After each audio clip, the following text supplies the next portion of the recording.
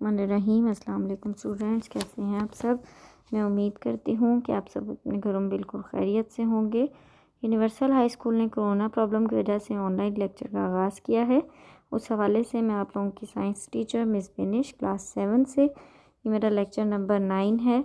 Lecture number 8 में हम लोगों ने यूजेस ऑफ वाटर के बारे में पढ़ा था कि हम लोग पानी को कहाँ कहाँ इस्तेमाल करते हैं। पानी हमारे घरों में इस्तेमाल होता है, पानी को एग्रीकल्चर एरिया में इस्तेमाल किया जाता है, उसके अलावा इंडस्ट्रियल एरिया में इस्तेमाल किया जाता है, और पानी को बिजली बनाने के लिए भी इस्तेमाल किया जाता है। पानी के ज़रिए बिजली बनाने के अमल को हाइड्रो इलेक्ट्रिसिटी पावर कहा जाता है।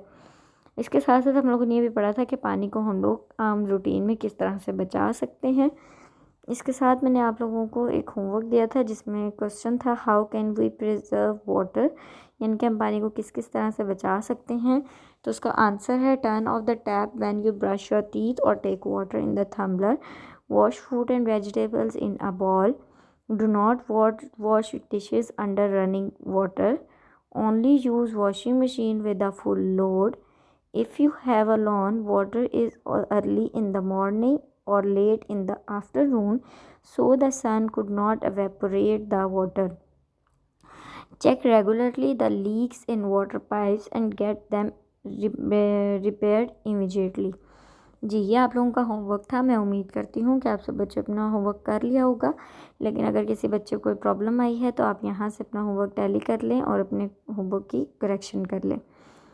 अब हम अपने लेक्चर नंबर 9 की तरफ आते हैं। लेक्चर नंबर 9 में आज हम लोगों ने जो पढ़ना है उससे पहले इस चैप्टर की ऑब्जेक्टिव करनी है। उससे पहले तमाम बच्चे अपनी बुक्स ओपन करें, page number 46, chapter number 5 water. तमाम बच्चे अपने हाथों में लेड पेंसिल पकड़ लें ताकि आप लोग बुक के ऊपर साथ साथ सॉल्व कर सकें। उसके बाद ओपन करें पेज नंबर 4। आज हम लोगों ने ऑब्जेक्टिव करनी है। ऑब्जेक्टिव स्टार्ट करते हैं हम लोग। पहला क्वेश्चन है complete each of the following sentences by writing the correct term.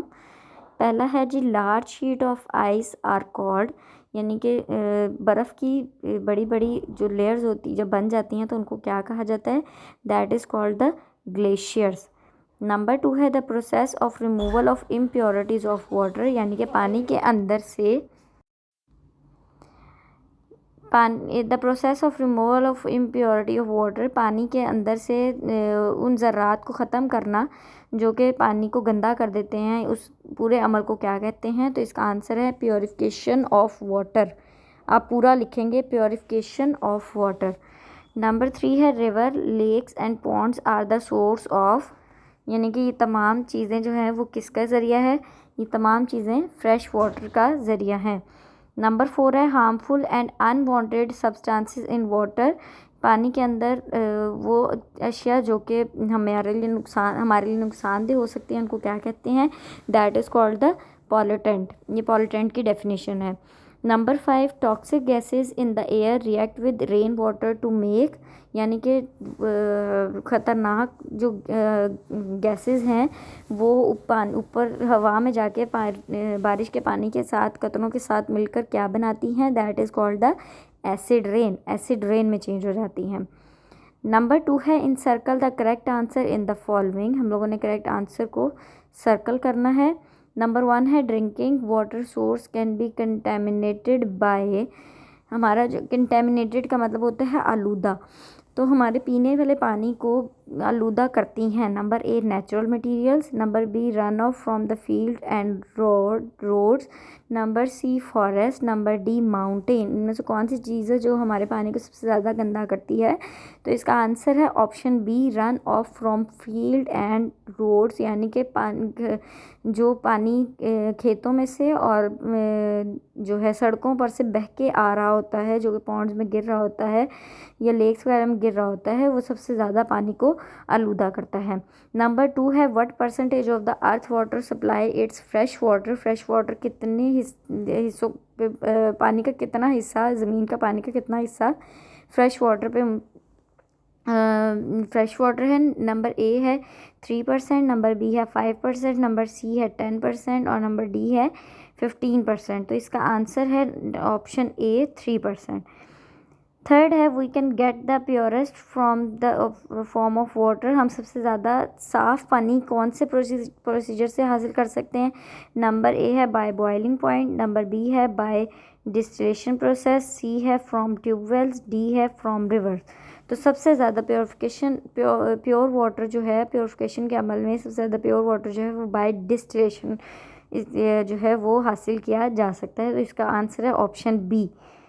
Number 4 है heavy machinery complexes use a large amount of water for, उनका बड़ी बड़ी मशीनरी जहाँ पे यूज़ की जाती हैं उन इंडस्ट्रीज़ में पानी जो है वो ज़्यादा अमाउंट में किस काम के लिए इस्तेमाल किया जाता है। तो नंबर ए है कूलिंग, नंबर बी है फ्रीजिंग, नंबर सी है वॉशिंग, या नंबर डी है वेस्टिंग।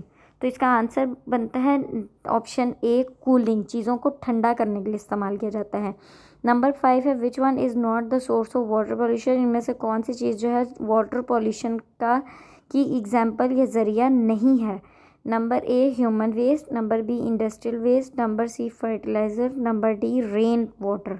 इनमें से रेन वाटर जो है वो वाटर पॉल्यूशन का हिस्सा नहीं है, क्योंकि बाकी तीनों जो चीज़ें हैं वो यानी कि ह्यूमन वेस्ट, इंडस्ट्रियल वेस्ट और फर्टिलाइज़र्स, ये तीनों चीज़ें जो हैं पानी को गंदा करती हैं, जबकि रेन वाटर जो है वो पानी को गंदा नहीं करता। नेक्स्ट पेज नंबर 55 पे एक कॉन्सेप्ट मैप दिया हुआ है जिसको आप लोगों ने कंप्लीट करना है। सबसे ऊपर जो है वाटर ऑन अर्थ है, यानी कि ज़मीन के ऊपर मौजूद वाटर है, उसके दो हिस्से हैं। नंबर 1 एक आप लोगों को दिया हुआ है सॉल्ट वाटर, और नंबर 1 जो है वो आप लोगों को गिवन नहीं है, वहाँ पे आप लोग लिखोगे फ्रेश वाटर। यानी कि ज़मीन के ऊपर दो तरह का पानी मौजूद है, एक फ्रेश वाटर और एक सॉल्ट वाटर। उसके बाद फ्रेश वाटर जो है उसको मज़ीद क्लासीफाई किया हुआ है दो चीज़ों में, उसकी क्लासिफिकेशन मज़ीद दो में की हुई है, जो कि है सरफेस वाटर और दूसरी उसकी ऑप्शन है ग्राउंड वाटर। अब जो सरफेस वाटर है उसकी भी आगे से क्लासिफिकेशन है, यानी कि एक लेक्स वगैरह लिखा हुआ है। उसके अलावा हमारे ज़मीन के ऊपर पानी जो है वो रिवर की फॉर्म में भी हमारे पास मौजूद होता है, ग्लेशियर्स की सूरत में भी हमें मिलता है, और वेट लैंड की सूरत में भी हमें मिल जाता है। इसके अलावा आप लोग पॉन्ड और रिवर वगैरह ये और चीज़ें भी आप लोग, इनके अलावा भी अगर आप किसी और का नाम लिखना चाहें तो वो भी आप लिख सकते हैं यहाँ पे सरफेस वाटर की क्लासिफिकेशंस में। आप लोगों का लेक्चर नंबर 9 यहीं तक था। आई होप सो आप लोगों को अपनी ऑब्जेक्टिव समझ आ गई होगी। अगर किसी बच्चे को कुछ नहीं समझ आता तो आप काइंडली उनसे कांटेक्ट करें, मैं इसको मज़ीद एक्सप्लेन कर दूँगी। बाकी चीज़ें यहाँ पे लिखी हुई हैं, आप लोग यहाँ से देख कर इसे अपनी बुक के ऊपर लिख लें। और साथ ही साथ आप लोगों का इसके साथ होमवर्क है कि आप लोगों ने इस ऑब्जेक्टिव को, चैप्टर नंबर 5 के ऑब्जेक्टिव जो है आप लोगों ने अच्छे से याद कर लेनी है, जिसमें आपके फिलिंग द ब्लैंक्स हैं, MCQs हैं और कॉन्सेप्ट मैप है। ये 3 चीज़ें आप लोगों को गिवन है आपकी बुक पे, ये आप लोगों ने अपनी बुक के ऊपर सॉल्व करनी है, और सॉल्व करने के साथ आप लोगों ने इसको लर्न भी कर लेना है। इंशाल्लाह लेक्चर नंबर 10 में हम लोग इसी चैप्टर के शॉर्ट क्वेश्चन आंसर करेंगे। अल्लाह पाक आपको और आपके घर वालों को अपने ज़ुबान में रखे। अल्लाह हाफ़िज़।